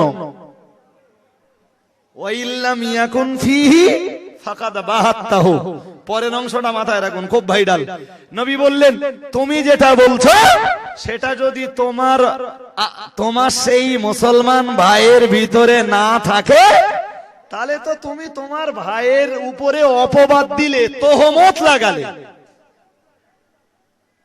ভাই জিহবা দিয়ে যে কটা পাপ হতে পারে আমি চটপট দুটো তিনটে পাপের নাম বলে ফেলছি একটা হলো গীবত 2 নম্বরে নামিমাত 3 নম্বরে তোহমত কটা বলেছি গীবত নামিমাত আর একটা কি বলেছি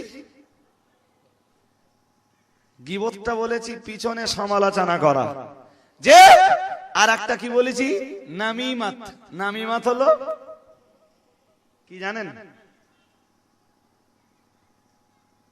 না আমি বলে দিচ্ছি বললে বুঝতে পারবেন নামিমাত হলো একজনের কথা আর একজনের লাগিয়ে দে দুজনের ঝগড়া বেঁধে দেওয়া এর আরবিতে বলে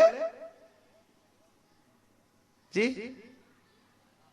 নামিমাত যে এজন্যই রাসূল বলেছেন লা ইয়াদখুলুল জান্নাতা নামাম যারা একজনের কথা আর একজনের সাথে বলে দেয় দুজনের ভিতরে ঝগড়া বাঁধিয়ে দেয় রাসূল বলেছেন তারা আল্লাহর দয়ার জান্নাতে যাবে না আমার সাথে কারো ঝগড়া আমি কি বলবো আমার কাছ থেকে শুনে যে তার কাছে বলবে আবার সে যা বলবে সে কথাগুলো শুনে আমার কাছে সে বলবে আবার আমি যা বলবো আমার কাছ থেকে যে শুনে তার কাছে বলবে আবার সে যা বলবে আমার কাছে সে শোনাবে এরা কি এদেরকে আরবিতে বলা হয় নাম্মাম কি বলা হয় নাম্মাম আরে ভাই বাংলায় কি বলে এদের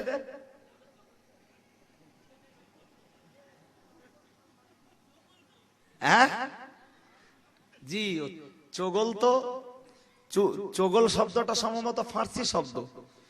জি, তো এরা ইয়ে কাজ যারা করে এরা আল্লাহর জান্নাতে যাবে না। তাহলে গীবত একটা পাপ গেল, নামিমাত আর একটা পাপ গেল। 3 নম্বরে আর একটা পাপ কি বলেছি? তোহমত। কি বলেছি? তোহমত। আসলে ভাই ঠান্ডা মাথায় না বলতে দিলি তো আমরা ঠিক বোঝাতে পারি না। তোহমতটা কি একটু বলছি। একটা কোচি বিয়ে করে দে, তা বিয়ে করার পরে তার বউ পছন্দ হচ্ছে না, তার অন্য জায়গায় কোথায় টান টান রয়েছে। জি, তো ভেবেছে এই বউটার নামে কোনো একটা দুর্নাম দিয়ে তাড়াতে হবে। তা কি করে দেবে? ও মোটামুটি একটা খেলা খেলেছে যে রাত্রির বেলা রাত 12টা 1টার সময় তো বাড়ি যাই, আর আমার ঘরে তো কেউ থাকে না। বাড়ি দিয়ে ঘরের দরজায় যে আস্তে আস্তে গিন্দিরি ডাকবো, ওই তো ঘরের ভিতরে একা থাকবে। ও ঘরের দরজা যেই খুলে দেবে আর আমি বাইরে দাঁড়িয়ে খুব চিল্লাচিল্লি করব। আশপাশের লোকজন, বাড়ির লোকজন সবাই দৌড়ে আসবে আমার কাছে, আমার চিল্লাচিল্লির কারণ একটু জানতে চাইবে। আর আমি তখন বলবো যে আমি বাড়ি এসে দেখি আমার ঘরের দরজা খোলা, আর আমি ঘরের ভিতরে ঢোকার আগেই কে আমি ঠিক ভালো চিনতে পারলুম না, তবে আমার ঘর থেকে একটা মদ্দা লোক বেরিয়ে গেল। কেসটা কি সত্যি? জি জি। আচ্ছা, কেউ যদি বউ না রাখার জন্য এরাম কল খেলে, তার কলের মধ্যে ঢোকা সহজ না কঠিন? আশপাশ থেকে যারা ছুটে আসবে এই বউটারে ও তাড়ানোর জন্য, এই বউটাকে ও রাখবে না, তবে বউটাকে কি বলবো তাড়ানোর জন্য কোনোদিন ও মাথা গরম করিনি, খুব ঠান্ডা মাথায় এ পর্যন্ত বউটার সাথে কোনোদিন ঝগড়াঝাটি করিনি। পাড়া প্রতিবেশীরা সবাই জানে যে ওদের স্বামী স্ত্রীতে একটা মিল মহব্বত আছে। খুব ঠান্ডা মাথায় শুট পলিসিতে কাজ করে যাচ্ছ, যে রাতের গভীর অন্ধকারে ঠিক একদিন এরকম কাজ যদি করে, বউটার চরিত্র যে আদৌ ভালো নয়, এই পাড়ার লোকজনের কি বুঝতে বাকি থাকবে? এর নাম অপবাদ। এর নাম কি বলেছি? সে আসলে ওই দোষে দুষ্ট নয়, ওই অভিযোগে অভিযুক্ত নয়, অথচ তার উপরে জোর করে এই অভিযোগটাকে তার উপরে চাপিয়ে দেওয়া হয়েছে। কোন মানুষের উপরে কোন অপবাদ দেওয়া, দুর্নাম রটানো, বদনাম দেওয়া, তোহমত দেওয়া, আর তার মাথায় আকাশ চাপিয়ে দেওয়া, দুটোর কোনো পার্থক্য নেই। এরা তোহমত দেওয়া তো বহু দূরের কথা, শুধু গীবত করলি, শুধু গীবত করবার কারণে তাই হিসাব দিতে দিতে নাড়ি বের গেছে। বাইরে আবার বলে রেখে দিন, মহান রব্বুল আলামিন আল্লাহ কোরআন শরীফের ভিতরে জানিয়েছেন, হে দুনিয়ার মানুষ মনে রাখো, আমি আল্লাহ পাক রব্বুল আলামিন বলে দিলাম, ওয়ালা ইয়াগতাব বা'দুকুম বা'দান আইয়ুহিব্বু আহাদুকুম আন ইয়াকুলা লাহমা আখিহি মাইতান। আমার আল্লাহ পাক রব্বুল আলামিন কোরআন শরীফের ভিতরে জানিয়েছেন, ওয়ালা ইয়াগতাব বা'দুকুম বা'দান, আমি আল্লাহ পাক রব্বুল আলামিন বলে দিলাম, না না না না না, একজন অন্যজনকে গীবত যেন জীবনে করবে না। আমার আল্লাহ পাক রব্বুল আলামিন জানিয়েছেন, ওয়ালা ইয়াগতাব বা'দুকুম বা'দান আইয়ুহিব্বু আহাদুকুম আন ইয়াকুলা লাহমা আখিহি মাইতান। আমার আল্লাহ পাক রব্বুল আলামিন জানিয়েছেন, তোমরা কি কেউ কখনো তোমাদের মরা ভাইয়ের গোশত খেতে পছন্দ করো? আমার আল্লাহ পাক রব্বুল আলামিন নিজেই বললেন, না না না না না, কেউ তো তোমাদের মরা ভাইয়ের গোশত খেতে তোমরা পছন্দ করো না। আমি আল্লাহ পাক রব্বুল আলামিন বলে দিলাম, কারণ নামে গীবত করা আর নিজের মরা ভাইয়ের গোশত খাওয়া, দুটোর ভিতরে কোনো পার্থক্য নাই। আমার আল্লাহ পাক রব্বুল আলামিন এরপরই কোরআনে পাকে বললেন, ওয়াত্তাকুল্লাহ, সুতরাং তোমরা আল্লাহকে ভয় করো, খবরদার যেন জীবনে গীবত কারোর নামে করো না। ও বাবাজিরা ভাইরা, তাহলে যে দোষটি যে মানুষের ভিতরে রয়েছে, আমি তার পিছনে যদি না বলে বেড়াতে পারি, আর পিছনে বলে বেড়ালে যদি সেটি আল্লাহর বিচারে গীবত বলে গণ্য নয়। আর ওই গীবতের কারণে যদি মহান আল্লাহ পাকের কাছে যদি আমাকে জবাবদিহি করা লাগে, একটু দয়া করে কি বলবেন মিয়া, যে পাপটি যার ভিতরে নেই গো, যে দোষ যার ভিতরে নেই গো, যে লোকটি যে অপরাধে আদৌ অপরাধী নয় গো, সে লোকটার নামে যদি সেই অপরাধ চাপিয়ে দেওয়া হয়, আর সেই লোকটাকে যদি সেই দোষে যদি দুষ্ট করা হয়, সেই দোষে যদি অভিযুক্ত করা হয়, জোর করে সে দোষ যদি তার উপরে চাপিয়ে দেওয়া হয়, ও ভাইরা আমার, তাহলে এ মানুষটি হাসরের ময়দানে মহান আল্লাহ পাকের কাছে কি করে জবাবদিহি করা হবে? কি করে সে আল্লাহর কাছে জবাবদিহি করবে? মুসলমান ভালো করে মাথায় রাখুন, আমি আপনাকে আরো দুটো ধাপ এগিয়ে নিয়ে যাব। একটু দয়া করে কি বলবেন মিয়া, এবারে কোন ইমানদার, কোন আল্লাহওয়ালা যার ভিতরে কুফরির কোন লক্ষণ নেই গো, বরং তার জীবনের টোটাল লক্ষণটাই যদি হয় ইমানের লক্ষণ, আর সে লোকটাকে যদি কাফের বলে দেশের মানুষের কাছে ফতোয়াবাজি করা হয়, তাহলে একটু দয়া করে কি বলবেন মিয়া, কাফের বলে যদি লোকটাকে ফতোয়া দেওয়া হয়, তাহলে এ লোকটার উপরে মিথ্যা অপবাদ দেওয়া হয়েছে না হয়নি? হয়েছে? এই মিথ্যা অপবাদ যারা দিচ্ছে এদের হিসাব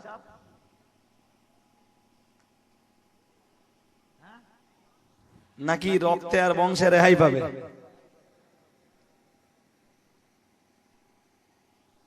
পাবে যে, তবে ভাই জানবেন, এই কুফরির ইতলাক চালানো আর কাফের বলে ফতোয়াবাজি করা, এ গল্পটা বলো আজকে নতুন গল্প না। জি, হযরত ইমাম গাজ্জালী রাহমাতুল্লাহ আলাইহি, তিনি পৃথিবী বিখ্যাত আলেম, ভুবন বিখ্যাত ওলি, জগৎ বিখ্যাত দার্শনিক।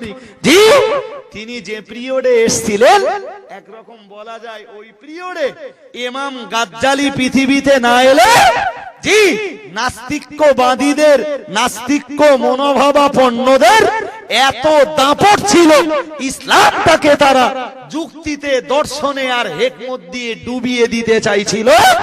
ইমাম গাজ্জালীকে আল্লাহ পৃথিবীতে দার্শনিক হিসাবে পাঠিয়ে প্রায় ডুবন্ত তরীকে আল্লাহ আবার জাগিয়ে তুলেছিলেন। একটু সুবহানাল্লাহ বলবেন, আর একটু মন খুলে বলবেন। ইমাম গাজ্জালী, তার সম্বন্ধে বিস্তার করে বলবার মতো সময় আমার নাই, শুধু অল্পক্ষণে বলছি। তিনি প্রতিনিয়ত 16 পৃষ্ঠা করে কিতাব লিখেছিলেন। ক পৃষ্ঠা বলেছি? অ্যাডালট সংসার করেছেন, বিবি বাচ্চা সামলেছেন, ব্যবসা বাণিজ্য সামলেছেন, মসজিদের ইমামতি করেছেন, প্রয়োজনীয় ফতোয়া ফারায়েজ দিয়েছেন, দেশের মানুষ মারা গেলে মৃত বাড়িতে হাজির হয়েছেন, প্রয়োজনে জানাজা পড়িয়েছেন, যে কবরস্থ করেছেন, সব কিছুর ভিতর দিয়ে প্রতিদিন 16 পৃষ্ঠা করে কিতাব লেখা। এ কি খুব সহজ মনে করছেন? এটা সহজ? পৃথিবীর ইতিহাস খুলে দেখুন, ইমাম গাজ্জালীকে কাফের বলে ফতোয়া দেওয়া হয়েছিল। কাকে বলেছি? শুধু কাফের না, ইমাম গাজ্জালীর উপরে আর একটা ফতোয়া দেওয়া হয়েছিল, ইহুদি। এখনো পর্যন্ত সারা বিশ্বের আলেমরা যে ইমাম গাজ্জালীর কাছে ঋণী, ওই ইমাম গাজ্জালীকে ফতোয়া দেওয়া হলো কাফের বলে, ওই ইমাম গাজ্জালীকে ফতোয়া দেওয়া হলো ইহুদি বলে। যে ভাই আল্লামা সুবকি রহমাতুল্লাহ আলাইহি বিশ্ব বরেণ্য একজন আলেম, পৃথিবী বিখ্যাত একজন ওলি, তাকে কাফের এবং মালাউন বলে ফতোয়া দেওয়া হয়েছে। কি বলেছি? কাফের এবং মালাউন বলে ফতোয়া দেওয়া হয়েছিল। যে বিশ্বশ্রেষ্ঠ আর একজন আলেম, জি, ইমাম বুখারী রহমাতুল্লাহ আলাইহি, যিনি হাদিস শাস্ত্রের শ্রেষ্ঠতম ইমাম, তাকে কাফের বলে ফতোয়া দেওয়া হয়েছে। আচ্ছা ভাই, এই যে কজন লোকের নাম করলুম, এদের ভিতরে একজনও কি কাফের হবার যোগ্য? একটু জোর করে বলেন। নো। ভাইরা আমার, মনে রেখে দিন, বিশ্বশ্রেষ্ঠ যেসব আলেমদের কথা আমি শুনিয়েছি আপনাকে, ও বাবাজিরা, ভাইরা, ভালো করে মাথায় রাখুন, গভীর ভাবে উপলব্ধি করুন। আরো একটা ধাপ আপনাকে এগিয়ে নিয়ে যাব।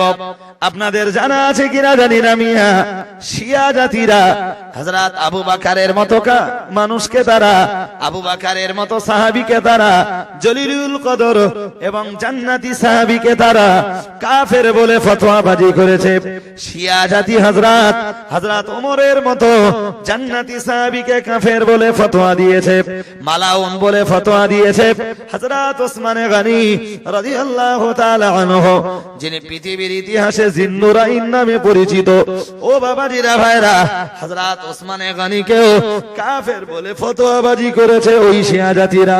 কখনো কাফের বলেছে, কখনো মুশরিক বলেছে, কখনো মুনাফিক বলেছে, কখনো মালাউন বলেছে, আর কখনো তারা শয়তান বলে দেশের মাটিতে ঘোষণা দিয়েছে।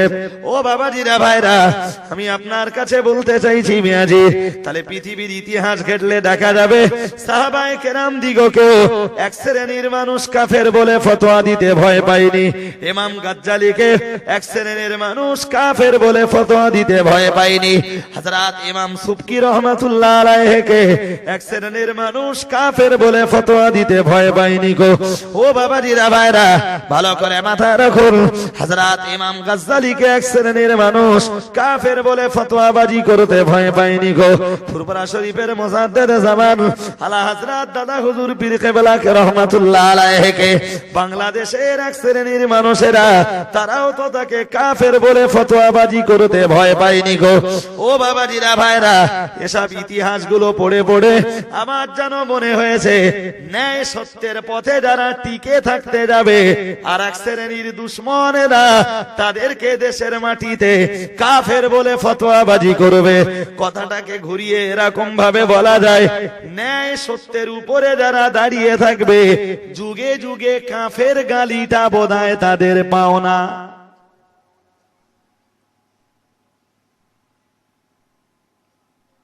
ন্যায় সত্যের উপরে টিকে থাকতে যেয়ে দু চারবার যদি কাফের গালিটা কারণ নামে শোনা না যায়, আপনি বুঝবেন ওর ঈমান এখনো চাঙ্গা হয়নি।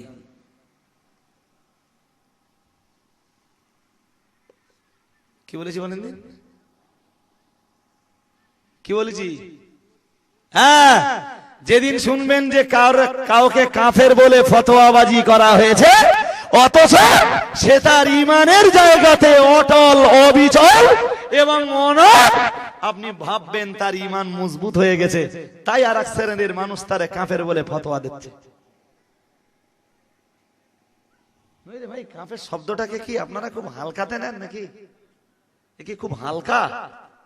হ্যাঁ, বসিরাট হুজুর লিখেছেন তার বইতে, কারোর ভিতরে যদি 99 কুফরির আলামত পাওয়া যায় আর 1 যদি ঈমানের আলামত পাওয়া যায়, বসিরাট হুজুর লিখেছেন তবুও আমরা তাকে কাফের বলিয়া ফতোয়া প্রদান করিয়া আমাদের জবানকে কলুষিত করিব। 99 তার কুফরির আলামত, কুফরির চিহ্ন, 1টা ভাগ ঈমানের আলামত আছে।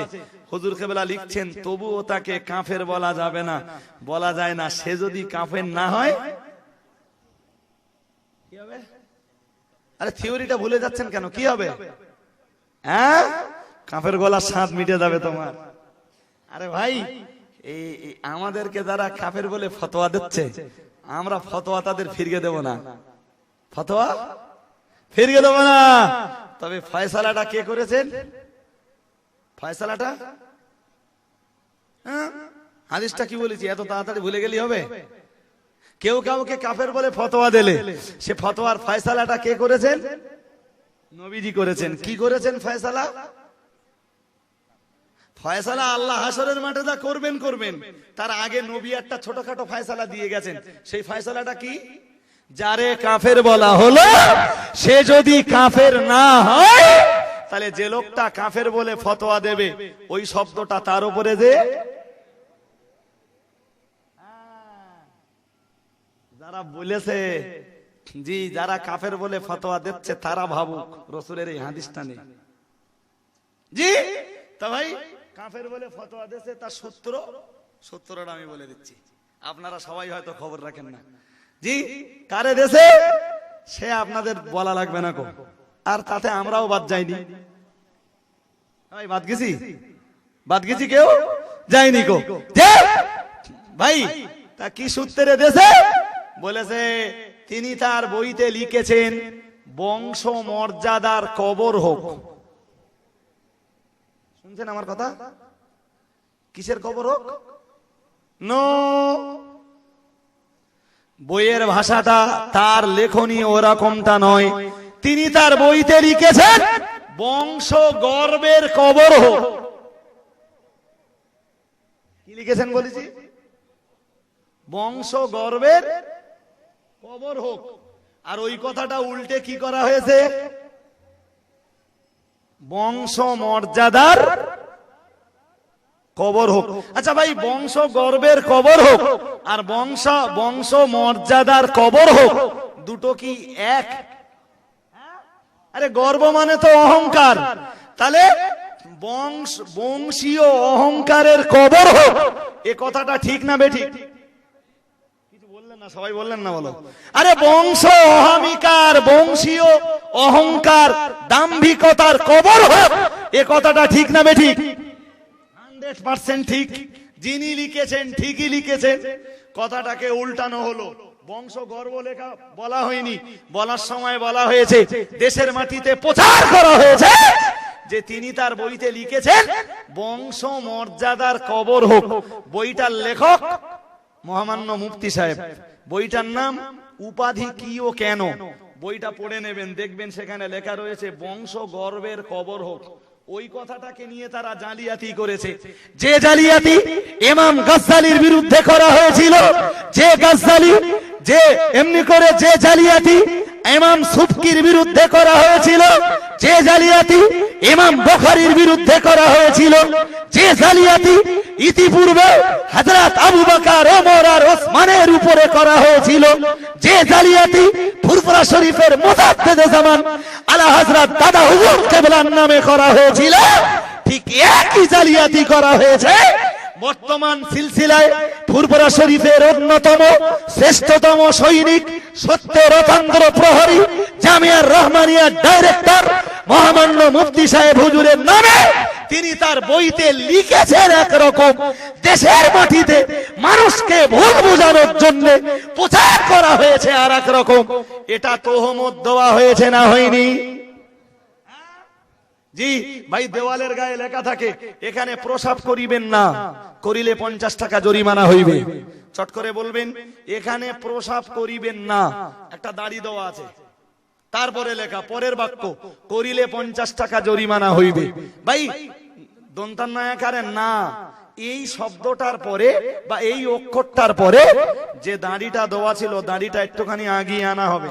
যেখানে ছিল ওখানে রাখা হবে না, আগিয়ে আনা হবে। মানে কি হবে?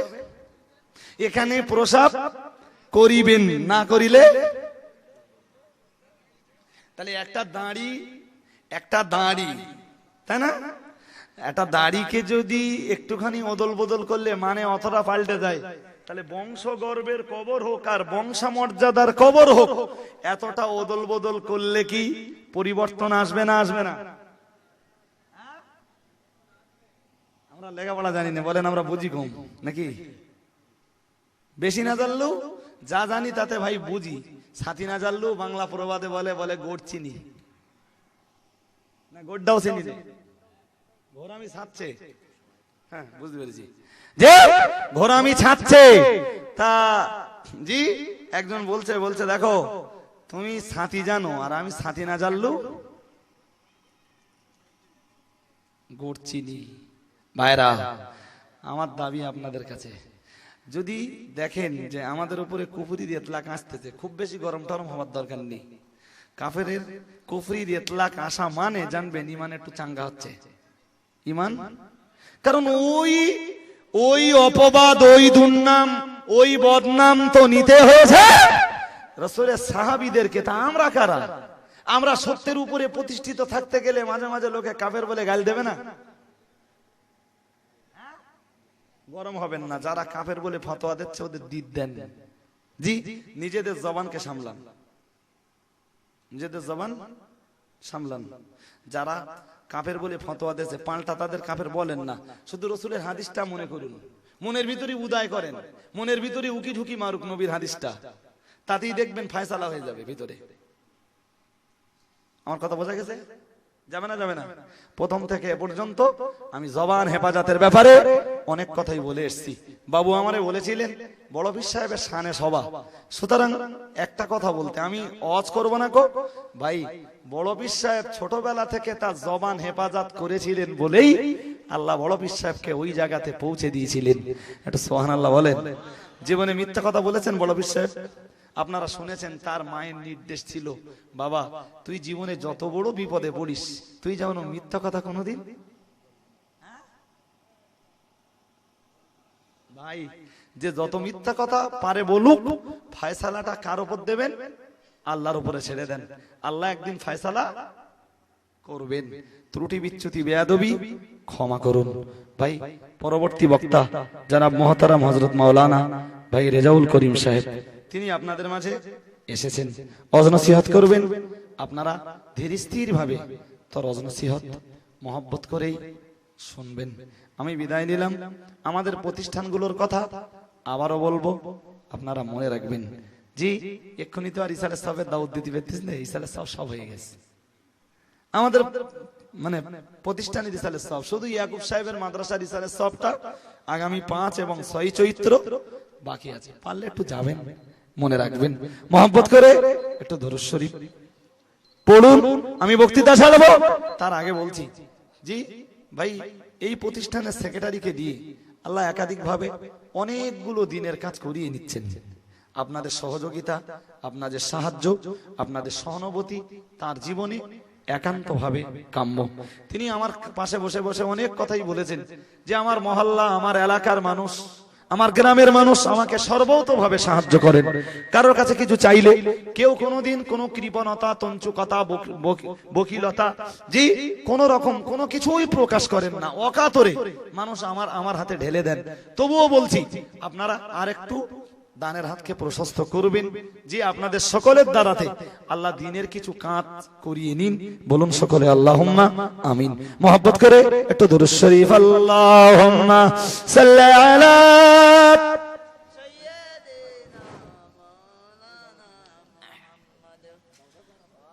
প্যারা হাজরিন, দোস্ত বুজুর্গ, আল্লাহ রসুল বলেছেন তোমরা পথভ্রষ্ট হবে না দুটো জিনিসকে আঁকড়ে ধরলে, একটি হচ্ছে কোরআন এবং অপরটি হচ্ছে হাদিস। তা এই দুটো আঁকড়ে ধরলে ইনশাআল্লাহ আমরা সোজা পথে থাকতে পারবো। এবার আপনাদের সম্মুখে আমাদের জলসার বিশেষ বক্তা